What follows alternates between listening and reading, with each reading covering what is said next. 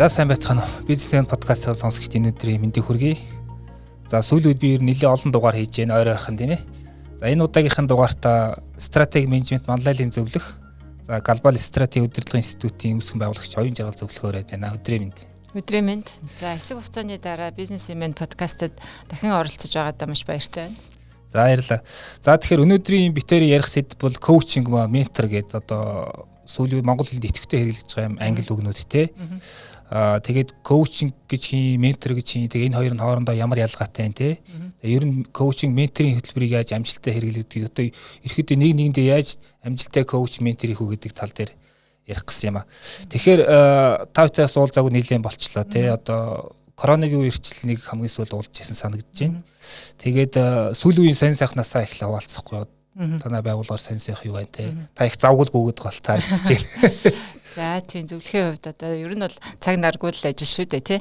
Тэгээд үйлчлүүлэгч харилцагчид юу хүсэж байна тэгэл тэр дагуу нь одоо ажиллаж байна. Тэгээ ялангуяа сүүлийн үед одоо би нөгөө стратегийн чиглэлээр зөвлөгөө өгдөг гэдгийг манай уншигчид бас үзэгчид мэдж байгаа. Тэгээд стратегийн тал дээр одоо зөвлөх үйлчлэгээний эрэлт хэрэгцээ маш их болж байна.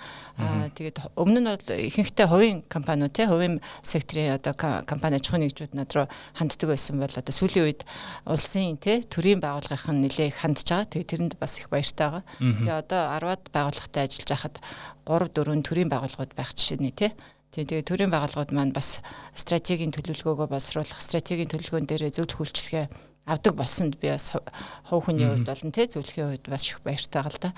Тэгэл энэ чиглэлээр ер нь 10-аад одоо байгууллагын дунд хугацааны стратегийн төлөвлөгөөг боловсруулахад нь одоо туслах тийм зөвлөх үйлчлэгээ тэгээ голдуу менторинг хийж энэ да. Зөв.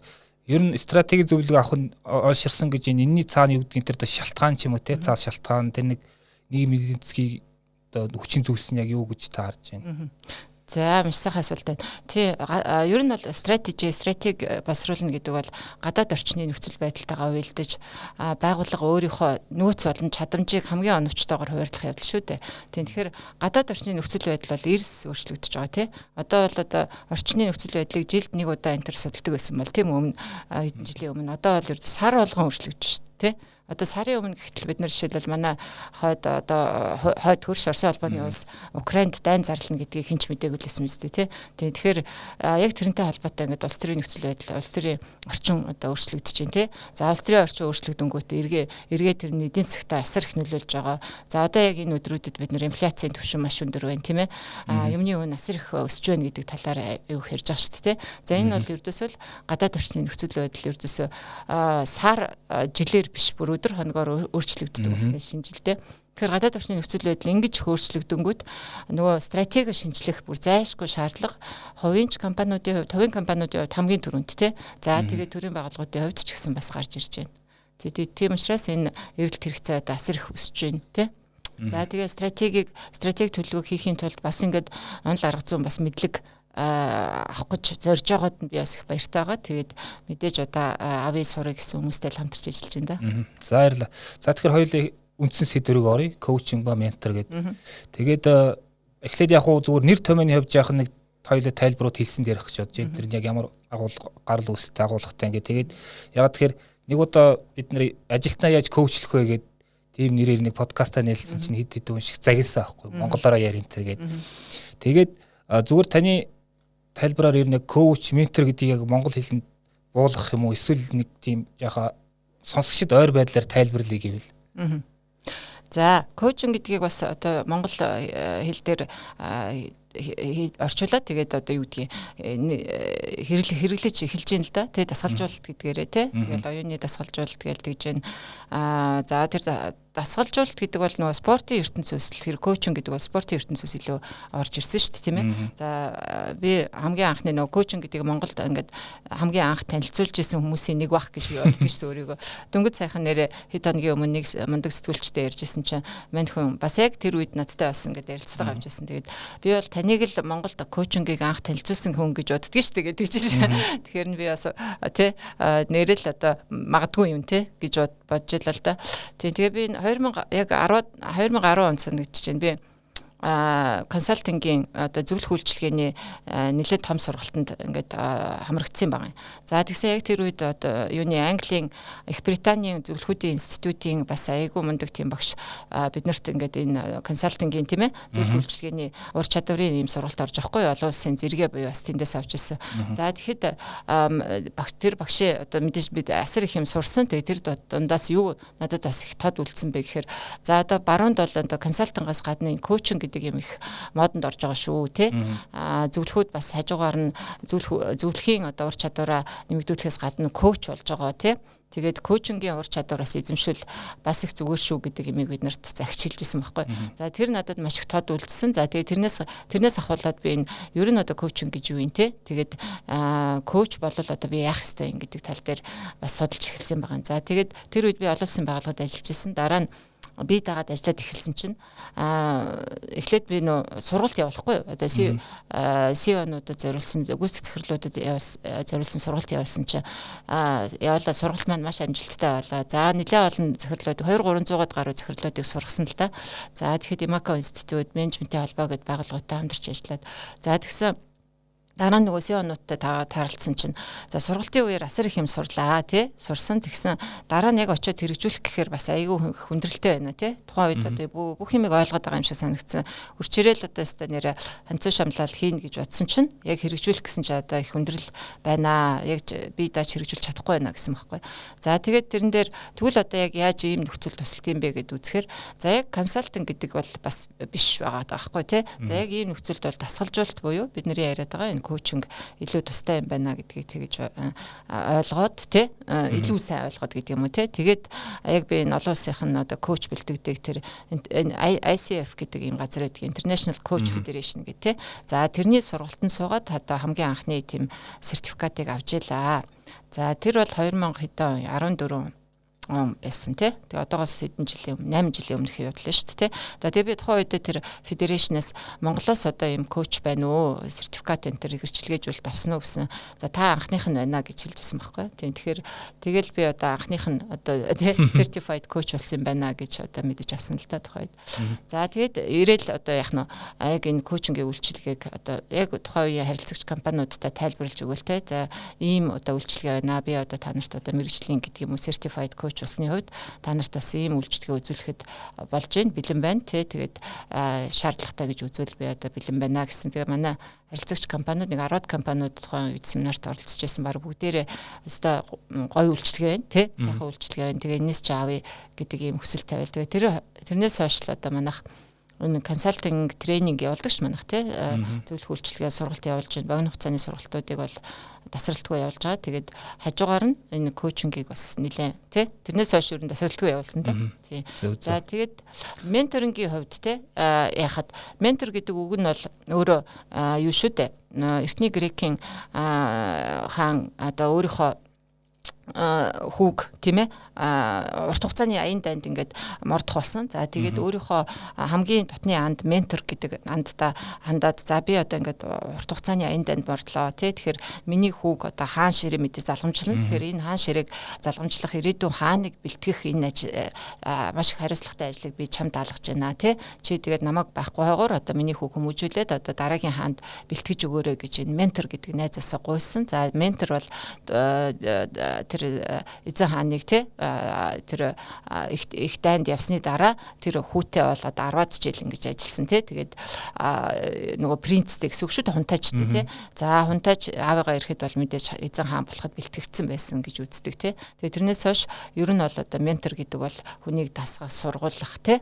За тэгээд өөрийнхөө нөгөө нэг мэдж байгаа юмнуудаа тийм ментор коучос ялгаатай нь гол нь өөрийнхөө мэдлэг туршлага дамжуулдаг ийм зүйлийг хэлээд байгаа шүү дээ. Коуч гэдэг бол одоо би жишээлбэл юу гэдгийг уул уурхайн компани, барилгын компани тий хүнсний үйлдвэр, за одоо гэтэл ноол урын үйлдвэр тий, за барилгын материалын үйлдвэр, за төвшөө барилгын зураг төслийн компаниуд яг одоо манайхаас коучинг авч байгаа. За тэр салбаруудын хувьд би одоо инженер биш технологич биш те одоо яг тухайн салбарын бүр наривчлсан мэдлэг бол надад байхгүй шүү дээ. За тэгсэн мөртлөө би тэр хүмүүсийг одоо тасгалжуулж чадчихээн те.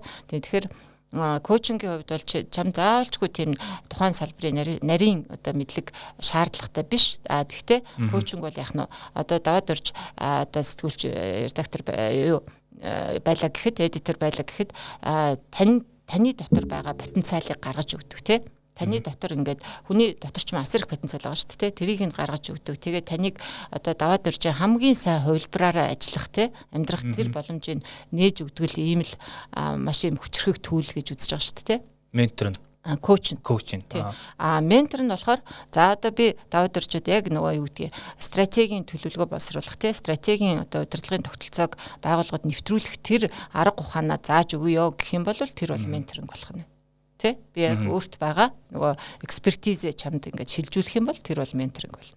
Даваад орж хамгийн бест хувилбарыг одоо гаргаж өгөхөд тусал яг гэх юм бол тэр бол коучинг болох нь. За баярлалаа.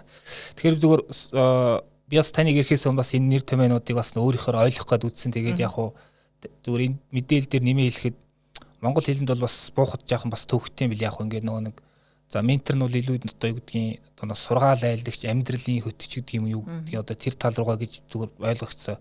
Коуч нь ерөөхдөө одоо нөгөө нэг эхлээд бол тэр Европт ингээ нөгөө нэг коуч гэдэг нь юу исэн юм бэ? Буудлаас буудал хүргэдэг тийм одоо юу гэдгийг тээврийн хэрэгслийн анхны нэр тийм ээ тий.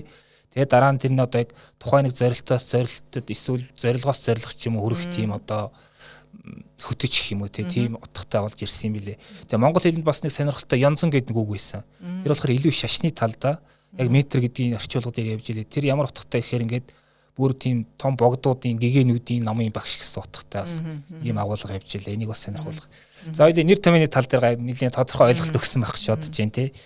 Тэгэхээр дараагийн асуулт юу гэхээр та ер нь юу гэж харж байна? Одоо манай Монголын амьдралтай ер нь бизнест одоо коучинг менторуудын одоо тэр цаад одоо хэрэгцээ гэж ярина гэвэл одоо юу гэж тодорхойлох вэ? Яагаад хэрэгтэй гэдэг дээр тий.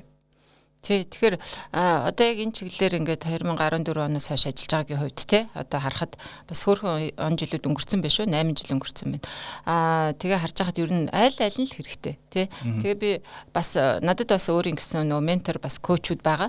За тэгээ тэрүүгээр бас асууж байгаа юм л да. Би одоо зөвлөх хүн те би консалтант хүн менежментийн зөвлөх хүн. Тэгээд хажуугаар нь би одоо энэ коучинг хийгээд бас менторинг хийгээд явхад одоо бас ингээд олон юмны хойноос үзэлтүүд нөгөө хоёр юу тулаа хөөсөн анчин хосоо оцордог гэдэг шиг ийм олон одоо юу гэдгийг түүл арга хэрэгслийг олон мэрэгжил юм да тий олон мэрэгжлийг эзэмшээд одоо ингээд явах уу эсвэл би аль нэгээр нь одоо дагнаад явсан дээр гэж бодож гэнэ үү гэж би асуулаа нэг удаа одоо өөрийнхөө коучс тий за тэгсэн манай одоо миний тэр дэлхийн мундаг одоо лидершип коуч байгаа л да дэлхийд одоо үнэлэгдсэн эхний 5-д ордог. За тэр leadership coach маань харин ч би одоо чамтай ажиллахтаа харин айгүй дуртай байгаа. Яг тэгвэл консалтант те зөвлөх бэкграундтай, зөвлөхийн туршлагатай хүнтэй ажиллахад бүр илүү яадаг. Чи зүгээр л чамд айгүй олон түүл байгаа л гэж бод те. Чи тэр түүлээрээ одоо даваад орж идэг гэдэг юм уу? Одоо бизнесменийг гэдэг юм уу? Эсвэл айл нэг улсын байгууллага гэдэг юм уу? Эсвэл улсын нэг том компани гэдэг юм уу? Тэрэнд те тэр олон түүлэлээ хүн олон түүлтэй байж инженер хүн, техникч хүн олон түүлтэй байж нөгөө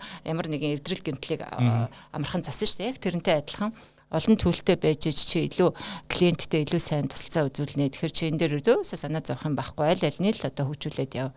Харин ч би чамаар их бахархаж гин гэж хэлж байсан. Тийм тэгээд би тэрэнд нь бас их урам зориг орсон л доо. Тэгэхээр би шаардлагатай бол тэгэл тухайн үед онцлогоо тавьж байгаа л тийм үү. За одоо яг танад ингээ богино хугацааны сургалт явчаад дараа нь одоо танах бас коучинг авах зүгээр юм байна гэж хэлдэг.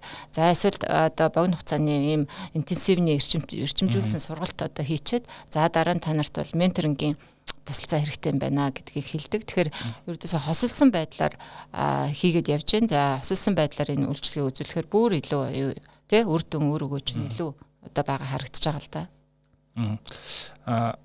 Одоо нэг компани захирал байлаа гэж бодоход ер нь яг ямар одоо юу гэдгийг тодорхой нэг зорилго эсвэл зорилтгүй ч юм яг юун дээр илүү одоо яг энэ коуч менторыг авал илүү үр дүнтэй байдаг яг ямар зорилгоор гэдэг ч юм уу тий. Окей. За менторингийн хөтөлбөр гэдэг талаас нь ярив тий. За компани дээр за дундаас олон дундаас дээш хэмжээний компаниуд дээр илүү тохиромжтой байгаа тий. Олон хүнтэй компаниуд дээр. За 100 хүнтэй 50-аас доош хүнтэй компаниуд дээр хэрэгжүүлж болох уугүй болно. Гэхдээ бас жоохон нэлээд санаачлага хэрэгтэй. Тэ нэлээд тийм өөр байгууллагатай баг шефийн холбоо тогтоодог юм уу ядгийн тэ тэгжиж явал. За 50-аас дээш хүнтэй 100-аас дээш хүнтэй компанид бол менторингийн хөтөлбөрийг хэрэгжүүлэхэд маш тохиромжтой байгаа. Тэгэхээр өнгөрсөн энэ ковидын он жил гэдэг юм уу тэ ковидын энэ он жилүүдэд бас нэлээд 2-3 том компани дээр би энэ менторингийн хөтөлбөрийг хэрэгжүүлэхэд туслалаа. Тэгээд 2-3-ла бүгдээрээ амжилттай болсон. Тэгээд тэр компаниуд бол 500-аас дээш хүнтэй компаниуд, том компаниуд байсан л да.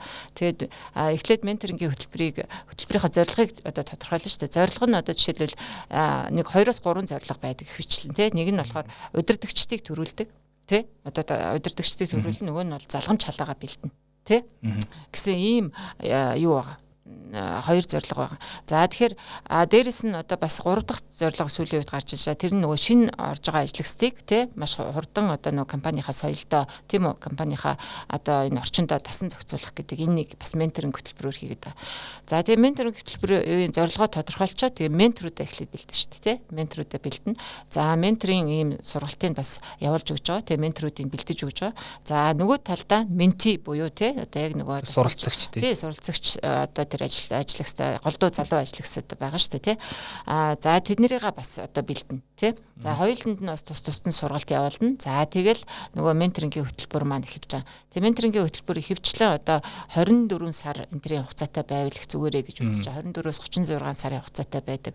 Тэгээ 1 жилийн хугацаатай болохоор бас хэтэрхий нөгөө жил чинь айгүй амархан дуусчингууд нөгөө ментийн бас бүрэн бэлтгэгдээгүй байх тал байдаг. За тэгэнгүүт аль талаас нь бас тодорхой хэмжээний коммитмент ялангуяа нөгөө ментор талаасаа бас тий менти талаасаа ч хамгийн гол нь аль талаасаа ингээд тууштай байхыг шаардсан шүү дээ. Ер нь тэгэл амжилт гэдэг чинь тууштай байхаас л юу яадаг тийм үү? Бизнесийн амжилт ч гэсэн тууштай байхаас гарч ирдэг. Тэгэхээр аль талаасаа ингээд тогтмол уулзж байгаа, тогтмол одоо ярилцж байгаа, бие биенээ нөгөө ментор нь ментигээ хөгжүүлэх тал дээр санаачлагтай байх, ментийн ментороосоо юу асуух юм те юу суралцах юм гэдгийг айгүй ойлгомжтой тодорхой байх. За тэгээ менторингийн хөтөлбөрийг ингээд нөгөө тэр компани дээр удирддаг бас менежер байх те байж байснаа нөгөө менторуудаа цуглуулдаг, ментинүүдэд цуглуулдаг, хооронд нь бас танилцуулдаг, нэтворкинг хийдэг ч байдаг юм уу те. За томоохон компаниудын хувьд бол бас ингээд салбаруудаараа ажиллажхаар бие биенээ танихгүй ч байх тохиолдол байна шүү дээ те. Тийм учраас хооронд нь бас нэтворк хийлгэж танилцуулдаг ч юм уу иймэрхүү ажлууд бас хийгдэд яваад байгаа. Тэгэхээр менторингийн хөтөлбөр бол ийм байдлаар ингээ хэрэгжүүлээд явбал маш амжилттай хэрэгжээд тий эргээд одоо залгамж халаагаа бэлдэх, ирээдүйн удирдагчдыг бэлдэх тий энэ асуудал бол аюул амжилттайгаар шийдэгдээд яваад байгаа байхгүй. За коучинг гэхээр ер нь бол нөө удирдагч хүн өөрөө ер нь орчин үеийн удирдагч лидер хүн бүгд бас хажуугаар нь коуч байх хэрэгтэй гэдэг байгаа шүү дээ ер нь тий. Коучч байх хэрэгтэй, менторч байх хэрэгтэй гэдэг. За илүүтэй бүр 80-90% бол коуч байх хэрэгтэй. За коуч байна гэдэг нь таны нөө удирдлагын дор байгаа хүмүүсээ одоо та ер нь бол дасгалж болно шүү дээ тий. Дасгалжуулалт бол өдөр тутмын явагдаж байгаа. Тэрийгээ бүр илүү нөгөө системтэйгээр одоо явуулахыг бас хэлээд байна л тий. Тэгэхээр түрүүний одоо нөгөө тодорхойлолтын дээр манай доодор зэтгүүлч хэлсэн шиг яг одоо яг зорилго тавьчаа за тэр зорилгот хүрэхийн тулд одоо чамаас ийм ур чадвар, ийм мэдлэг, ийм одоо юу гэдгийг туршлага шаардлагатай байгаа. За энэ байхгүй бол би бас чамд ингээд тусалъя гэдэг юм энэ нэг богино хугацааны зорилтод хүрэхтэй тэрэнд нь одоо дасгалжуулах энэ ажиллагааг чинь коучинг гэж хэлээд байгаа юм л да. Тэгэхээр би юунуудад менторингийн хөтөлбөрт менторуудаа бэлтгэхэд юу гэж хэлж байгаа гэхээр та яг доотлын удирдлагын дор байгаа хүнийхээ ментор болж хэрэггүй. Ер нь бол одоо тэрийг олон улсын түвшинд ч гэсэн их зөвлөдгүй тий. Та яг өөрийнхөө удирдлагын дор байгаа хүндээ одоо менторнд болж хэрэггүй. Харин удирдлагын дор байгаа хүнтэй коуч нь болох хэрэгтэй гэж хэлдэг байхгүй тий. Таны менти бол одоо магадгүй нөгөө нэг газар хилцээ чинь тий залуу ажилтан байгаад та тэрэндээ илүү нөгөө өөрийнхөө одоо мэдлэг туршлага тий тэр хоримтлуулсан мэдлэг туршлагаа ингэж шилжүүлвэл илүү яах нь зохимжтой байдаг. Тэрнээс яг та өөрөө нөгөө удирдах ажилт нь болсон. Тэгээд дээрэс нь ментор нь болоод байвал бас тийм зохимжтой биш гэж үздэг байна шүү дээ. Харин мэдээж одоо удирдлагын дор байгаа ажилчныгаа илүү чадахжуулах ажил бол таны бас нэг үндсэн үүрэг байдаг учраас тэрэнд нь коучинг нь илүү тохиромжтой байдаг. Тэгэхээр нөгөө одоо шав бэлэн болоход багш ирдэг гэх нэг тиймэрхүү утгатай үг байгаа шүү дээ. Тэгэхээр бас одоо нэг менти буюу нэг суралцагч маань өөрөө бас нэг бэлтгэгдэх одоо боловсрсан байх хэрэгтэй болчиход байна тий. Тэгээд одоо юу гэдэг тийм сэтгэл зүйн одоо дотоод тохиргооч юм одоо тэр цаад ментороос ирж байгаа юмнуудыг шингээж авах одоо тийм хүчин чадлын эдийн бэлэн болсон байх хэрэгтэй. Тэгээд суралцагч ер нь өөрийг яаж бэлтгэгдсэн байх хэрэгтэй, юуг ойлгосон байх хэрэгтэй тий. Зүг. Би ингээд бодоод ахаар өөрийнхөө карьерийг одоо бодоод ахад би сургууль төгсөөд бас нэлээ хэд хэдэн байгууллагад ажиллаж исэн. За банкны секторт бас нэлээ хэдэн жил ажилласан олон улсын байгууллагад ажилласан. Тэгээд ялангуяа банкнд хасд ажиллаж байхад одоо би миний анхны ментор бол одоо Роберт Кейтер гэдэг Монголд одоо макрофинанс буюу бичил санхүүг анх нэвтрүүлэхэд одоо бүр үнэлж баршгүй хувь нэмэр оруулсан мундаг хүн байдаг штэ. За Роберт Кейтер бол миний анхны одоо ментор байсан байна да гэж одоо боддгийг. За мань хүн одоо бид нарыг одоо хасын менежментийн багийг бүгдэнд нь ментор хийжсэн. За тэгээ одоо ч гэсэн би одоо тухайн үед Роберт Кейтерийн биднэрт одоо захиж хэлжсэн зүйлийг тэгээд биднэрт одоо зааж сургаж ирсэн зүйл одоо ч гэсэн би ингээ заримдаа хэлдэг байхгүй одоо хичээл зааж явахдаа ч гэсэн коучинг менторинг хийж явахдаа ч гэсэн одоо хэлдэг л дээ.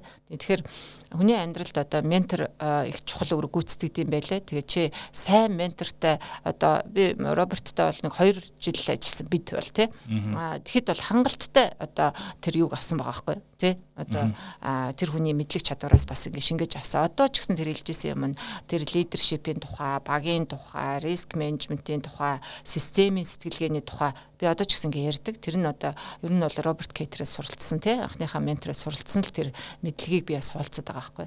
Тэгэхээр хүний амьдралд одоо маш олон менторуд байдаг. Тэрнээс хойш бас зөндөө олон менторуд байсан надад. Одоо ч байгаа.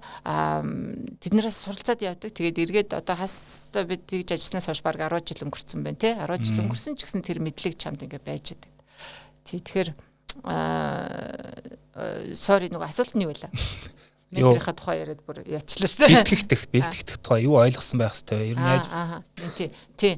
Тэгээд яг тухайн үедээ одоо бол нөгөө нэг менторингийн програм гэдгийг бүр одоо системтэйгээр яваад та одоо ийм шаардлагуудыг хангасан байх хэрэгтэй За тэгээд ийм ингэж одоо жишээлбэл 2-7 хоногт нэг удаа ментортойгоо уулзсан. Ментортойгоо уулзахаас өмнө бас ингээ бэлтгэлээ хангаа За би одоо энэ удаа би юу суралцах вүлээ За яг менторингийн яг хоёулаа ингээд уулзж байгаа шиг ийм менторингийн сешн буюу менторингийн хичээл гэдэг юм Монголоор ингэж хийн. За тэгээд тэрэн дээр одоо менторингийн хичээл болохоос өмнө нэг ядаж 1-2 хоногийн өмнө ментор руугаа ингээд имэйл бичээ За би тантай ингээд ийм сэдвээр ярилцмаар байгаа. Би танаас ийм асуултыг асуумаар байгаа магадгүй гэдэг ингээд явуулчвал нөгөө ментор чинь бэлтгэлтэй чи ч өөрөө одоо ийм сурна гэсэн хүлээлттэйгээр ингээд менторингийн хичээл нь ингээд яваад байх боломжтой.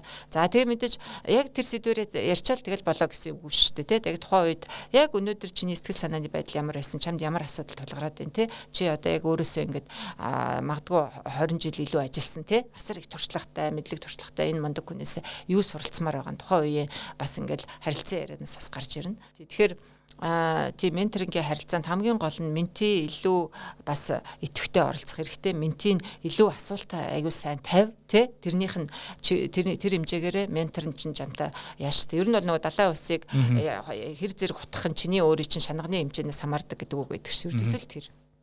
Зөв. Коучинг дээр ярихад ер нь яг коучи хүний одоо юу гэдэг тэр нь одоо компетенц гэж ярьдаг шүү дээ. Одоо мэдлэг ур чадварын тэнд хүрээ байх хэвээр нэг стандартч тийм ер нь байна уу эсвэл одоо юу байна түүгээрээ тусал гэдэг юм яг тийм хэлбэрээр ажиллаж болох ч яг энэ тал дээр ярил. За тий. За энэ дээр өстой айгүй чухал асуулаа баярлаа. Маш чухал асуулт. Тэгэхээр одоо бол нөгөө манай ингээд хараад байхад бас ингээд би ментор, би коуч гэсэн хүмүүс зөндөө олон болсон байна л да. Нэг үе бодвол. За нэг талаараа сайшаалтай. Би энд бас нэг талаараа одоо хэрэг хандж байгаа. Нөгөө талаараа бас энэ бас тодорхой хэмжээний ийм компетенц компетенц тодорхой хэмжээний чи ингээд ийм сургуулийн төгсөөд шалгалтын өгөөд тэр бас одоо нөгөө манай мэрэгсэн нэгтлээ яаж болдог вүлээ Тэр нь бол одоо тийм шаардлага тавигддээ шүү дээ олон улсын төвшөнд бол одоо би жишээ нь мастер коуч суралцж байгаа, стил суралцсан хэвээр байгаа. За тэгээд одоо нэлээ олон ингээд бүр одоо ингээд 6 сард гэхэл би айгүй том тайлан өгөн За тэгээд тэр хүртэл би ингээд 100 цагийн коучинг хийцэн байх хэвээр дээрээс нь бас ингээд шалгалт өгөн тэгжиж одоо бас дараагийн одоо нөгөө зэрэгэн дэвшинч гэдэг юм уу бүр энэ ч бол одоо цоо шин мэрэгжил шүү нөхдүүдээ гэж би бас ингээд сануулмаар байна. Тэгээд коучинг авч байгаа одоо хүмүүсээсээ та ямар сургууль соёл төгссөн бэ одоо танд ямар туршлага байна вэ хэдэн цагийн та коучинг хийсэн бэ гэж асуух нь зүйтэй шүү гэж бас хэлмээр байна л да. Тэгээд зүгээр нэг юун дээр интернет дээр онлайн дээр одоо бараг л үнгүү ингээд коучингийн тренингтэй тэрийг төгсчүүл одоо танд ингээд үнгүү та ингээд коуч болчихно маркийн реклам бас байна. За тэгээд тэрэнд бас ингээд хууртав тамин те. Ер нь бол одоо энэ коучинг гэдэг чинь одоо мэрэгжил гэж үзэж байгаа те. За тэгээд энэ нь бол нөгөө олон улсын ICF болон ICI гэдэг хоёр том байгууллагын ийм гэрчилгээчсэн тий коуч болж иж та өөрийгөө буюу бас энэ мэрэгчлийг эзэмшээд байгаа юм байна гэж бас бодоорой тий. За тэгхгүйгээр одоо юу гэдгийг нэг тэр үнгүү нэг юм тамрагдчихад тий нөгөө одоо юу гэж хэлдэг нөгөө шулуухай хэлэхэд хулхны гэдэг юм уу тий тэр юм тамрагдчихад өөрийгөө одоо коуч болчлоо гэж бодвоо тий. Энэ бол одоо цоошин бас мэрэгжил юм байгаа шүү. Тий энийг эзэмшихийн тулд одоо танд бас суралцах хэрэгтэй тий. Тэгээд дээрэс нь дадлага туршлага хэрэгтэй. Тэгээд дээрэс нь тэр коучингийн маш олон хэдэн зуун ийм арга техник байдаг. Тэр арга техникийг бас суралцах хэрэгтэй тий. Тэгэхээр коучинг гэдэг маань өөрөө түрүү хэлсэнчлээ одоо даваад орж сэтгүүлчин тийм үү? Одоо хамгийн бест хувилбарыг гаргаж өхийн тулд чи ингээд арга ухаан гаргаж ингэж асуултаараа тий асуулт асууж иж маш ухаалаг асуулт асууж иж чиний өөрийн дотоод потенциалыг гаргаж өгдөг. Чамд бас нэлээд тийм хүнд ингээд хаагдцсан тэр нөгөө нэг дотоод потенциал нь байсан ч гэсэн тэрийг өөрийгөө ингээд хаатсан тий нөгөө сэтгэлгээгээ ингээд бүр ингээд хязгаарлалцсан ингээд айгүйх тийм хязгаарлалтууд байдаг. Хүнд өөрөө мэдэхгүй юм травма байдаг тий хүнд өөрийгөө мэдэхгүй ингээд юмнуудаа дотоод нөгөө потенциал бүгдийг ингээд таацсан байдаг байна шүү дээ. Тэгэхээр тэрийг ингэж гаргаж өгдөг айгүйх тийм арга техникүүд, айгүйх тийм юу байдаг те техникүүд байдаг юм төлөвлөд байдаг шүү. Тэгээ тэрийг эзэмшсэний дараа та өөрийгөө бас коуч гэж хэлж болох юм аа л гэж би хэлэх гээд байна л да. Тий. Тэгээ би одоо түрүү хэлсэн 14 онд би анхныхаа сургалтанд хамрагдчихсан. Одоо болт би ингээд суралцсан юм байгаа. Одоо болт би одоо өөрийгөө төгс төгөлдөр коуч болсон гэж ердөөс үзэхгүй байгаа. Гэрчилгээчэлд олон улсын байгууллага учраас бас коуч нарын ёс зүйн код гэж ер нь байх хэрэгтэй. Тэрнээс зүгээр 2 3 хамгийн чухал зүйлийг хэлвэл. За хамгийн нэг тий core competency буюу одоо зүйл тий коучүүдийн одоо цөм чадах гэдэг юм байдаг. За тэр нь бол одоо 15 одоо заалттай тий. За тэгээ эхнийх нь болохоор за чи ингээд коуч болж байгаа клиент болж байгаа хүнийхээ одоо нууцыг хадгалнаа. Яг тэгвэл одоо даваад ирж хамгийн best хувилбарыг бий болохын тулд чамаас айгүйх асуулт асуух байхгүй тий. Одоо чиний бүр ингээд өнгөрсний чинь асуун, гэр бүлийн чинь байдал, одоо өөрийнхөө үзэл бодол гэл ингээд тий. Одоо ингээд айгүй бол юм асууж мэдчихэж ингээд чамайг зөв чиглүүлнэ шүү дээ. Тэгээд тэр болгоныг даваад орч чинь тэгдэм байлээ гэд ингээд гараад өөр хүнд яриад иж болохгүй шүү дээ. Тэгэхээр клиентийнхаа одоо тэр нууцыг мэдээж хамгийн түрүү хадгалнаа. Дээрэс нь одоо хоёулаа ингээд ярилцахын тулд ингээд айгүй safe environment хэрэгтэй тий. Safe буюу аюулгүй одоо хин нэг нь сонсоод хин нэг нь тэнд гадаа одоо ингээд чимээ гаргаад байвал хүн ингээд нөгөө өөрийнхөө нарийн нанд юм ярьдаггүй тий. Тэгэхээр маш тийм юм чимээгүй бөгөөд аюулгүй орчин хэрэгтэй. За тэгээд дээрэс нь өөрийнхөө нөгөө дотор байгаа имийг ингэж гаргах тий гаргана гэдэг чинь нөгөө айгүйх тийм богширцсан, бугалтсан тийм эмоцуд бас гарч ирдэг байхгүй юу ер нь бол тий. За коучингийн сешны үеэр нэг бус хүн одоо уйлжсэн тий одоо хэдэн асуулт асуусны дараа ингээл тий сонсоод ингээл доторх юм чинь буглаасаа чинь гаргана гэдэг чинь амар хүчтэй эмоцтой ингэж гарч ирдэг. Тэгээд тэр үед ингээл янз бүрийн эмоц хүнээс гарна. Эрэгтэй хүн ч гэсэн уйлдаг. Тэгэхээр тэр чинь эрэгтэй хүн бол тэр хэр болгон ингээл нулимсаа үзүүлэхгүй гэл гүрэн шүү дээ тий. Тэгээд тэр болгоныг ингээд айгүй тийм те аюулгүй орчинд ингэж хүлээн зөвшөөрөөд те тэгэл одоо ингэж чамааг яриулах чиний нөгөө үзэл бодлыг чи өөрчлөн гэдэг бол айгүй тийм чухал юм байдаг те. Тэгэхээр аюулгүй орчин байх юм байна. Тэгээ чиний нууцыг хадгалах юм байна.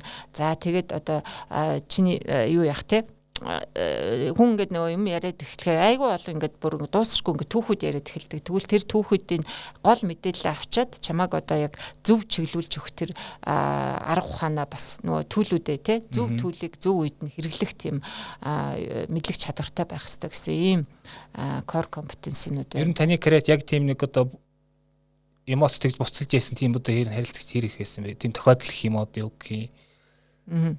Тэгээд яриад эхлэнгүүт одоо хүн болгоных яаш тий хүн болгонд тийм байдаг. Тэгэхээр нөгөө талаар бас ингээд зарим талаар ингээд нөгөө нэг сэтгэл зүйн терапевт гэдэг хүмүүсийн ажилтаа бас ингээд яхан одоо давхцагч гэх юм уу, хавирах гэх юм одоо тийм болж явах шиг байна тий. Одоо коуч хийгээд ирэхээр. За тийм учраас л одоо нөгөө одоо миний энэ суралцаад байгаа энэ мастер коуч чинь хамгийн багадаа 3 жил сурна гэж байгаа шүү дээ. Тэ? Хамгийн одоо супер хурдан явах нь 3 жил байгаа байхгүй. Тэгээд би одоо энэ сургалт сурсны суралцаад явж хахад 5 жил 6 жил би энд ингээд явж байгаа стил суралцсан ивэрэн гэсэн хүмүүсэндээ байлаа шүү дээ. Тий. Тэгэхээр тийм ч учраас нөгөө нэг янз бүрийн сэтгэл зүйн талын юмнууд бас айгүйх суралцдаг юм байлээ. Тэр харахгүй суралцдаг. За тэгвэл коуч болон сэтгэл зүй терапевт хоёрын одоо үндсэн ялгаа байгаа. Тэр нь юу вэ гэхээр терапевт бол илүү сэтгэл зүйн одоо өвчлөлтөө гэдэг юм те. Эмгэгтэй тийм хүнтэй ажил. Бид бол тийм эмгэгтэй хүнтэй ажиллах эрх байхгүй, ажиллаж болохгүй. Сэтгэл зүйн эмгэгтэй байх юм бол та яг терапевт руу л явах хэрэгтэй гэдэг ийм зөвлөгөөг коуч өөрөө өгдөг байх хэрэгтэй байхгүй. Та бол одоо яг ингээд даваад орчиг ирүүл гэж өөрийгөө бодож байгаа ирүүл те. Тэгтээ бас өөрийгөө жоохон хязгаарлалчаад байгаа те. Нөгөө майндсетээр сэтгэлгээгээр хязгаарлалчаад байгаа ийм хүнтэй л ажиллах нь шүү дээ. За тэгэхээр таныг подкаст оролцоогүй нэлээд утсан хойгоор подкаст маа зарим нэг өөрчлөлт орсон. Одоо асуултын бүрэлдэхүүн гэх юм уу. Ерөнхийдөө эхний хэсэг бол үндсэн сэдвэрээ ингээд нэлээд одоо ярина. Хоёр дахь хэсэг нь бизнесмений байнгын асуултууд гээд арай товчхон ярьдаг хэсэг байгаа. Гуравт нь бүр товчхон ярьдаг нь хэдхэн асуулт байгаа. За үгүй гэж ойлгох юм те. Эхний хэсгийн сүүлийн асуулт нэг юм байна л да. Одоо зүгээр жишээ аваад ярил ингээд 20 30 жил ингээд компани удирдаад маш том болгоод амжилтанд хүрсэн ингээд одоо ингээд дараагийн үедээ шилжүүлээ өгсөн амралтандаа гавьны амралтандаа одоо гарцсан тий. Ихтэй маш их тийм туршлагатай, мэдлэгтэй одоо хэд хэдэн ном бичгээр тийм одоо мэдээлэл байгаа тэр хүнтэй. Тэр хүн ингээд коуч, ментор болъё гэвэл одоо яг одоо нэг сургалтын модуль боловсруулдаг шиг нэг анхны алхам нь одоо юу авах вэ тий. Одоо хүмүүст одоо нөгөө нэг мэдлэг чадвараа өвлүүлэх гэдэг нь шүү дээ. Коуч, ментор хэлбэрээр. Тэр хүний зөвлөх. За би яг тэр хүнд бол илүү ментор талдаа ажиллавал зүгээрээ гэж хэлмээр байна тий. Яг тухайн одоо тэр хүн чинь нэг тодорхой салбарт ажиллаад салбарын туршлага илүү болсон байж байгаа шүү дээ. Тэ industry experience гэж ярьдаг. Тэгэхээр тэр салбарын туршлага салбартаа гарч ирж байгаа залуу тийм ээ залуу удирдагч залуу менежерт өвлүүлэх тэ шилжүүлэх талын эмийг бол тэр бол менторинг байна шүү дээ. Тэгэхээр менторинг талын ажлыг хийвэл илүү одоо зохимжтой. За түрүү хэлсэнчлэн коуч бас болж болно. Гэхдээ түрүү хэлсэнчлэн коуч яахын тулд та суралцах юм байна. Дорож 3 жил те түүнээс дээш хугацаанд одоо суралцаа тэр коучийн мэрэгчлийг эзэмшсэний дараа мэдээж коучинг хийж болдог байх аа. За баярлалаа. За тэгэхээр хоёр дахь хэсэг үе одоо манай бизнесийн подкастын байнгын асуултууд гэдэг 10-аад асуулт байдаг. Тэгээд таны ажлын одоо хамгийн таалагддаг зүйл чи юу одоо та ажиллаараа бахархдаг тэр тал нь гэвэл олон хүнтэй олон салбарт өдөр болгон янз янзын зүйл хийдэгтээ би их баярлдаг, бахархдаг, аз жаргалтай байдаг. Та тэгвэл өөрийн одоо хийж байгаа ажлын юм ч юм бизнесийн одоо алсын хараа одоо нэг жиргэний форматаараа тодорхой илгээвэл. Манай юуны мото бол маш амархан шүү дээ, тэ. Бизнесийн хөгжлийн хурдсгуур гэдэг бол манай мото байгаа. За тэгээд миний өөрийн вижн бол Монголын одоо 10,000 бизнест одоо туслах те өрсөлдөх чадварыг дээшлүүлэх явдал. Хэрэг боломжтой бол та одоо хамгийн амжилттай болсон тийм ажил төслийнхаа талаар тэгээ хэрэглэгч яг юуг нь шийдэж ямар дэвшилт хүргэсэн гэдэг ганц жишээ байна. За хамгийн сүүлийн одоо би нэр менторинг гэдэг юуныхаа талаар одоо sorry жоохон дэлгэрэнгүй юм ярих нь шүү. Менторинг хөтөлбөр манад явж байгаа. Энэ хөтөлбөр яваад 2 жил болж байна. Энд ингээд 20-од компаниуд хамрагдсан. За ер нь бол ихэнх нь бүгд 20-од компани 90% нь бол амжилттай төсөөд амжилттай явж байгаа. За тэр дотроос би нэг Увсын мөнхийн чанар гэдэг компани бүр онцгойлон хэлмээр байна. За манай тэр компани бол Увс аймагта бас их алдартай компаниудын нэг. Тэгээд энэ манай коуч энэ менторинг хөтөлбөрт хамрагдахдаа захирал нь өөрөө дотроо тэгж бодсон гэж байгаа байхгүй. Увс аймаг юм чи би ингээд 7 хоног болгон явж чадахгүй, сар болгон ч явж чаддаг. Одоо ч гэсэн явж очиж үзээгүй. Одоо нэг 100 явж үздэм үү гэд бодож байгаа. За тэгээд явж үзээгүй. За тэгсэн мөртлөө бид нар энэ хөтөлбөрт хамрагдаад тий. Тэгээд манай тэр компани маш одоо сайжирсан, хөгжлийн дараагийнхаа түвшинд гарсан. Тэгээд компанийн хувьд бол одоо бүх талаараа л одоо хөтсөн гэж үзээд байгаа шүү дээ өөртөө тий. Компанид одоо хөтөлбөрт хамрагдсан 7-8 менежер хамрагдсан захиралтайгаа. бүгдээрнгийнх нь хувь хүний хөгжил бол бас одоо их дараагийн шатанд гарсан. Тэгээ одоо ингээд надтай мэдээж Facebook дээр, сошиал дээр юунууд байдаг. Ингээд найз нар байдаг. Ингээд харж байхад одоо амар итгэвтэй те маш юутай байна. Өрсөлдөх чадвар нь өссөн байна. Саяны одоо ковидын үеэр бол тэднийх ердөөсөө тасралтгүй ажилласан те. Угаасаа хүнсний үйлдвэрлэл болохоор мэдээж санаасаач те бас боломж нь байсан баг. За тэгээд ер нь бол одоо хүчлийн дараагийнхаа төвшөнд гарсан. Одоо айгу томоор хардаг болсон те. Тэгээд зөвхөн компанийнхаа хүрээнд биш одоо тэр Увс аймагта баруун одоо бүстэй бүр нөлөө үзүүлэх үстийн мундаг удирдагч болж байна те компани захирал маань. За тэр хамрагдсан одоо голдуу эмэгтэй ажлагчид байсан л да. Одоо үйлдвэр болохоор те хүнсний үйлдвэр болохоор. За тэр тус бүрдээ одоо их мундаг менежерүүд мундаг лидерүүд болж байна тий. Тэгэхээр би тэр компаниар бол их бахархаж байгаа. Зүгээр энэ дэр тодруулаад авсахад одоо яг GCMI маань яг метрийн коучинг яг ямархуу хөтөлбөрүүд ямархуу энэ одоо юу гэдэг агуулга явагдаж байна яг одоогийн байдлаар. За SME менторинг гэдэг хөтөлбөр төрөний тий хамрагдсан компани жишээг ярьчих чаа. SME менторинг хөтөлбөрт бид нэг дор одоо ингээд 6 сар үргэлжилж байгаа тий нэг удаагийн одоо эсэлт нь. За тэгээд 6 сард нэг ангид бол нэг 4-5 компани зэрэг хамрагдаж болно. 4-5 компанид би зэрэг ингээд менторинг хийгээд явна гэсэн үг шүү дээ тий. За тэгээд 6 сарын дотор юутай үлдэж байна вэ гэхээр стратегийн төлөвлөгөөтэй тэгээд бизнес төлөвлөгөөтэй үлдэж байгаа тий. Өмнө нь ихэнх компаниуд маань яг төлөвлөгөө байсан уу гэвэл байсан. Тэгтээ тийм юу гэдгийг одоо юу гэдгийг манай заадаг шиг манай мэдээлэл манай загвараар бол байгаагүй л дээ. Тэгэхээр тэр компаниудын хувьд бол саяны тэр одоо мөнхийн чанар гэдэг компани маань дунд хугацааныхаа төлөвлөгөөг анх удаа гаргаж үзэж байна тий. За ингээд урт хугацаанд компанийнхаа хөгжлийг харах боломжтой болчлоо гэж үзэж байгаа байхгүй. Тэгэхээр менторинг хөтөлбөрт хамрагдсан бүх компаниуд тэгж үзэж байгаа. Ихэнх компаниуд бол манай ер нь Монголын компаниудыг хараад байхад дандаа жилээр төлөвлөд явд юм билээ шүү дээ тий. Жилээр. Тэгвэл энэ хөтөлбөрт хамрагдсанаар дор хаяж та 5 жилийнхаа зорилго зорилтыг тодорхойлчихж байгаа байхгүй. За тэгээд их бүр хамрагдсан компани болгон алсын хараа эрхэм зорилго үнэт зүйлсээ өөрчилсөн. Ер нь нөгөө стратегийн төлөвлөгөөтэй болоод үлдчихэж байгаа юм ч гэсэн. Стратегийн төлөвлөгөөгөө бол төгсөхгүй шүү гэдэг ийм шаардлагыг тавьдаг. Тэгээд ямар ч байсан бүгдээрээ тэгээд төлөвлөгөөтэй юу ихээ юу өсөхөө ойлгохгүй л тэгэл угаасаа явахгүй л дээ цаашаа тий. За тэгэхээр байнгын асуултын дараагийн асуулт. Таны ажилд хамгийн их тусалдаг одоо үр дүнгээ өгдөг тийм дадал зуршил. За би өглөөний хүн. Өглөө эрт тосдог. Тэгээд бас хөдөлгөөн хийдэг тий. Эрүүл хоол, эрүүл амьдралын хэв маягийг баримтлахыг хичээдэг тий. Тэгээд хамгийн одоо чухал юу юм бол байнгын суралцагч юм байна да. Тий, байнгын суралцагч. За тэгээ ялангуяа энэ мастер коучинг энэ бүр мастерын програмд хамрагдсанаас хойш өдөрт бол 3 цаг бол дор хаяж яг энэ програмынхаа дагуу коучингийн түүл техникээ судлаад ингээд тий. Эсвэл одоо коучинг хийгээд ингээд яаж байгаа 3 цагийг өдөрт бол 3-4 цагийг суралцахад зориулдаг. Тэгэхээр манад нөгөө сургалтанд ирдэг хүмүүсийн нэг юу гэдгийг танаа сургалтанд яагаад ирдэг гэч гэд ингэж асуудаг байхгүй манай хүмүүс. Тэгээд надад бол энэ бол үргэлж сонирн байдаг. Тэгээд асуухаар танаас хамгийн сүүлийн үеийн мэдлэгийг авах гэж л ирдэг гэж хэлдэг байхгүй. Тэгээд яг ийм нэг юу гэдэг юм брэнд имиж нь бас нэг ингэж тогтсон юм шиг байна. Тэгээд тэрэнд нь би бас их баяртай байдаг. За баярлалаа. Та 20 настай оюун жаргалтай уулзвал юу гэж зөвлөх вэ? За тэгээд 20 настай оюун жаргалтай уулзах юм бол өөрийнхөө одоо тий хүсэж байгаа зүйлээ хий тий айлгүй хий тэгээд алдсан ч онсон ч тэгэл одоо урагшаа явал гэж зөвлөндөө тэгээд илүү өөрийнхөө потенциалыг бүрэн ашигла гэж зөвлөнө. Тэгээд би яг энэ асуултыг өмнө зөндөө бодож ирсэн бас бодож үзсэн. Тэгээд яг надад бол амьдралдаа нэг харамсаад байх юм байдаггүй. Тэгэхээр өөрийнхөө энэ амьдралаа дахиад амьдр гэвэл би дуртай амьдрна. Баярлалаа. Таны амьдралдаа авч ирсэн хамгийн үнэтэй зөвлөгөө. Хамгийн үнэтэй зөвлөгөө. Окей. За харин тий анхны нөгөө нэг ментор Роберт Кетрээс авч исэн зөвлөгөө. Тэгээд тэр би ингээд regional буюу бүсийн менежер байсан. Хаст тэгээд бүсийн менежерээсээ VP буюу дэд захирал болж дэвшдэг байхгүй. Яг дэвшгээс өмнө Роберт Кетер надтай ингээд яг ингээд хоёлаа уулзаж байгаа юм шиг уулзаа тий. За одоо ингээд чи ингээд өндөр албан тушаалд очих гэж байна тий. Тэгээд би чамд нэг л юм хүсмээр байна. Тэр нь юу вэ гэхээр don't be a police woman гэсэн.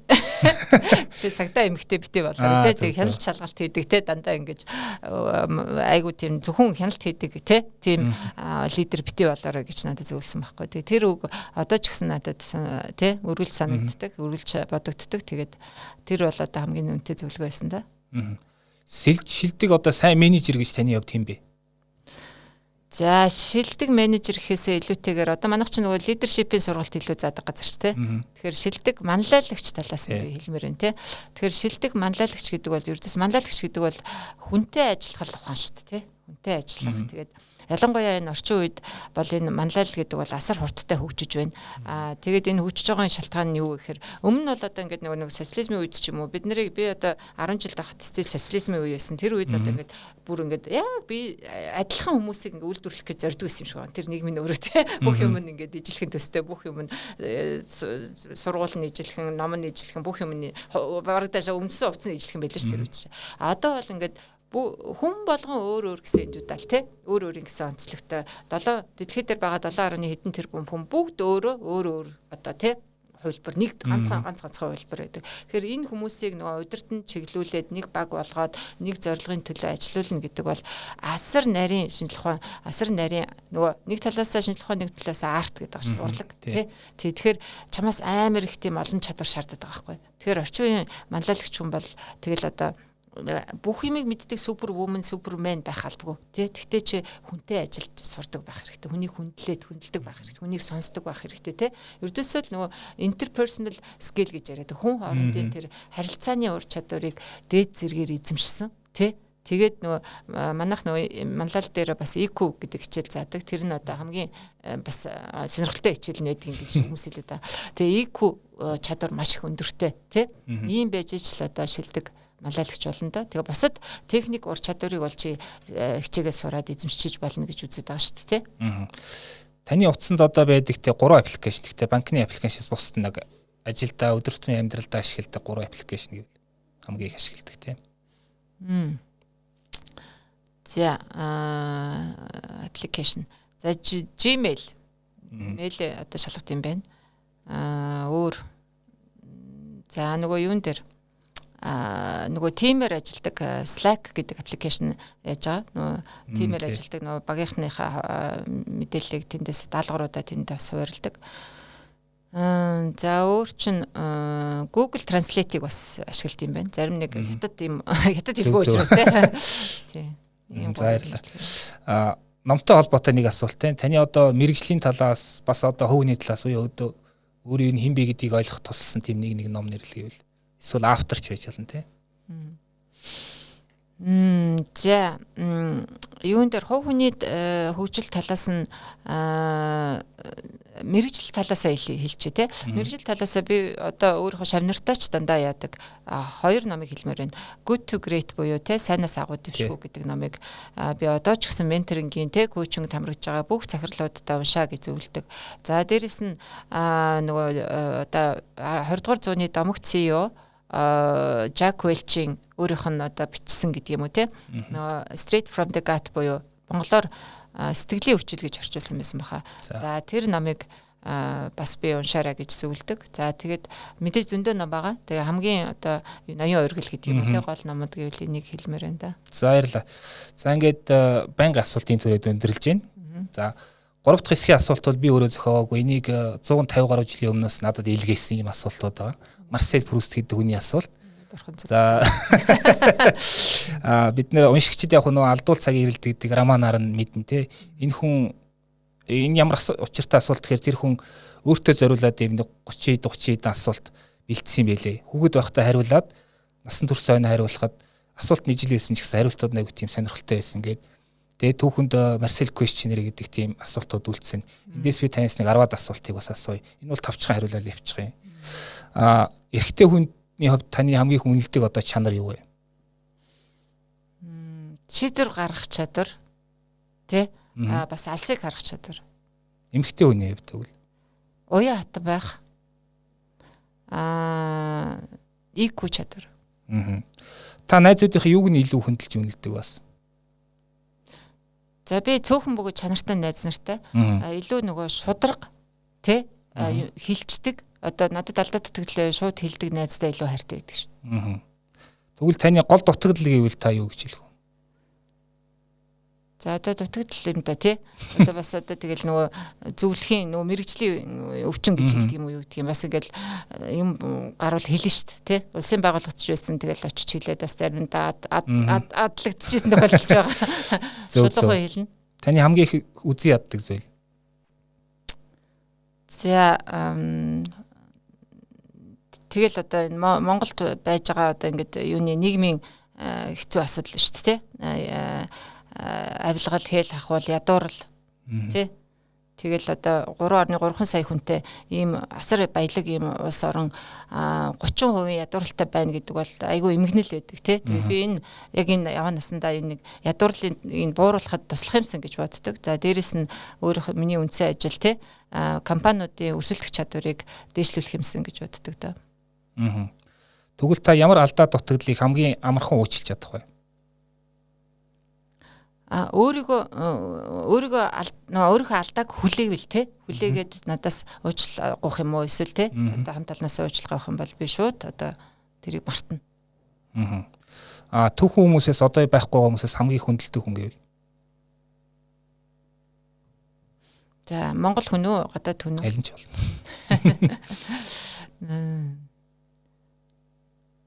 За би нөгөө юг лидершипийн хичээл заадаг учраас Нельсон Манделаг гэх хүндэлдэг те. Тэ. Тэр бол үнэхээр агуу хүн шүү дээ те. Тэгэхээр манлайлалыг судалж байгаа суралцж байгаа хүмүүс бол одоо Нельсон Манделагийн түүхийг те тэр хүн 26-7 жил шоронд байчаад гарч ирээд те одоо Өмнөд Африкийн бүгд найрамдах улсынхаа ерөнхийлөгч болоод тийм үү. За тэгээд тэр хүнийг шоронд хийгээд 27 жил тэнд тамалж исэн хүмүүстэйгээ хамтарч ажиллаж исэн тийм агуу бүр ингээд те гэгэрсэн хүн байхгүй. За баярлалаа. Одоо зарим хүмүүс ингэдэг шүү дээ. Би нэг тим юм чаддагч байсан болоос одоо жишээ нь миний хувьд би зурж чаддагч байсан болоос хөгжим тоглодог байсан болоос тийм яг тим урд чадваргүй л авьяас гэвэл одоо эзэмсхийг хүсдэг ч одоо үнэхээр одоо чадахгүй тийм. За тийм ер нь бол нөгөө би яг энэ талаар нөгөө нөхөртөөгөө ярьж ирсэн. За би тэтгэврт гараад ер нь хамгийн түрүү зураг зурна шүү гэдэг. Нөгөө Америкийн нэгдсэн улсын ерөнхийлөгч асан Жорж Буш тэтгэврт гараад одоо яг мань хүн ингээд одоо тий зураг зураад ингээд бүр үзэсгэлэн гаргацсан байгаа байхгүй тий гэртээ ингээд надад тэр амар гой санагдсан. Ер нь би 10 жил тахта бас зурдаг байсан. За дээрэс нь би 10 жил тахта би бас өчигдөр нөгөө найзтайгаа уулзахдаа хэлж ирсэн. Гитар тоглодог байлаа. Бас хөгжим ятга матга тоглодог байлаа шүү дээ. Урлагийн бас жоохон хавьяастай байсан. За тэр нь тэгээд ингээд тэгэл нөгөө life happens гэж ярьдаг шүү дээ. Ажил амьдралын асар завгүй энэ ертөнцид тэгээд алга болоод тий одоо мартагдаад гэдэг юм уу замхраад гэдэг юм уу юу яасан. Тэгээд тэр 10 жил байсан тэр нэг жижиг авьяасуудаа хөгжүүлнэ гэж бодож байгаа. За сүүлийн асуулт одоо энэ дэлхийн том ток шоуны хүмүүс бас асуудаг юм билээ. Тэгэхээр одоо ингээд бид нар бүгдээрээ эзэн нэг цагт энэ дэлхийгээс явна тий. Тэрний дараа одоо хүмүүс таны талаар юу гэж дурсаасаа гэж бодож байна. За заримдаа бол та өөрийнхөө оршуулганд юу гэж хэлэх вэ гэж асуудаг тий. Энэ асуултад хариулвал. За тий бинд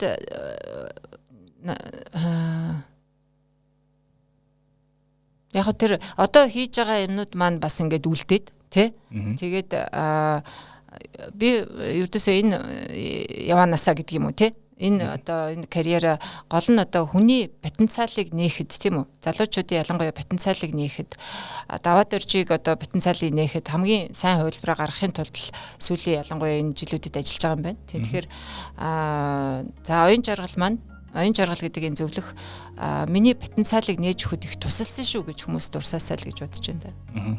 За баярлалаа. За манай подкаст энд хүрээд өндөрлж байна. Манай зочноор стратеги менежмент, манлайлалын зөвлөх за коуч, ментор гэж болохоор байна. Глобал стратеги удирдлага институтийн захирал оюун жаргал оролцлоо. Баярлалаа. За баярлалаа. За баярлалаа.